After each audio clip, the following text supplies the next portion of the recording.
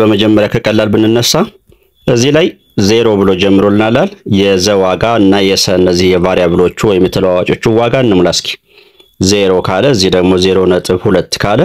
እቺ ዘ 0.1 ነች ማለት ነው ከዛ ልክ መጣል 0.2 ስለዚህ እቺ 0.3 0.6 0.7 0.8 0.9 0.10 አይባልም አይደል 0.9 ደርሰናል 0.10 አይባልም ሶ ምንድነው የሚባለው 0.9 ደርሰን አንድ ስንጨምርባት እስኪ እንደምራት 9 እና 1 10 0 ጽፌ 1 አለኝ 1 እና 0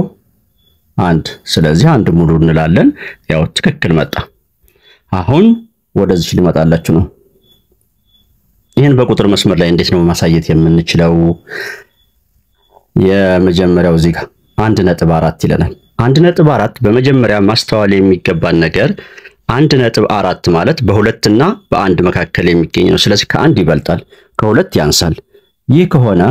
አንድ የቁጥር መስመር እንደ ስትሬት እንስራና ይቺ ከ0 እስከ 2 ድረስ ያያዘች ነች ማለት ነው ስለዚህ ለሁለት እቺን እኩል እንክፈላት አሁን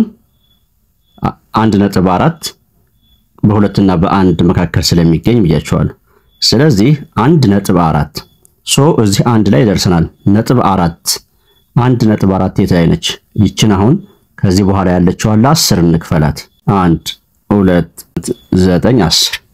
ለ10 እኩል ተከፋፈል ስለዚህ 1 ማለት እዚህ ላይ ደርሰናል 1.1 እቺ 1.1 ነች እቺ 1.2 እቺ 1.3 ስለዚህ 1.4 ማለት እዚህ ላይ ትሆናለች ማለት ነው በቃ ሌላ ምሳሌ ስንደግም ግልጽ ይሆናል ለላይ ብንሄድ ለምሳሌ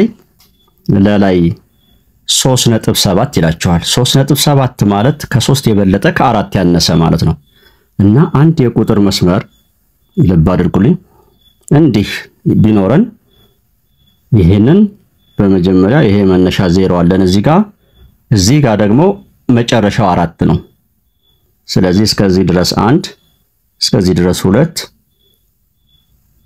3 እዚህ ጋር ቢኖር 4 ያው ለ4 ተከፈል 2 3 ለ4 እኩል ከፈል ነው ማለት ነው አሁን 3.7 ማለት ከዚህ ወደዚህ ያለው ክፍልፋይ አያስፈልገንም እነዚህ በሙሉ 3 ላይ መጀመሪያ ደርሷልና 3 ላይ እንመጣለን እዚህ ጋር ማለት ነው 3 ከዛ እቺ ልክ መጀመሪያ እንደሰራውላችሁ ለ10 እኩል ትከፍሏታላችሁ እዚህ 3 4 5 6 7 8 እያላችሁ ለ10 እኩል ከፈላችሁ በኋላ ያቺ ቦታ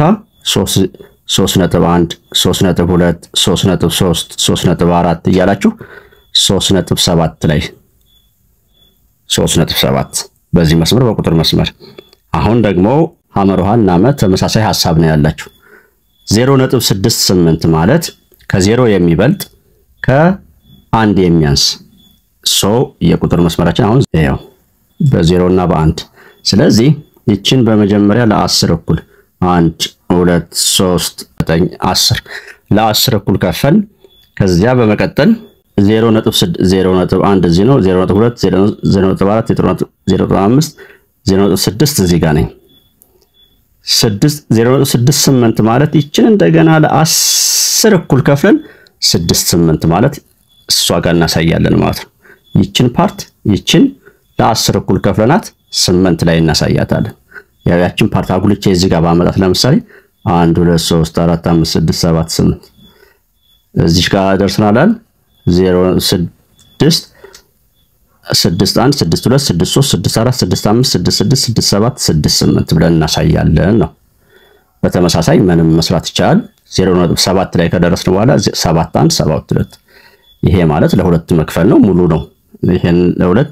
ሁለት ማለት ይሄው ይሄ ሁለት ነው እዚህ ድረስ አንድ ነው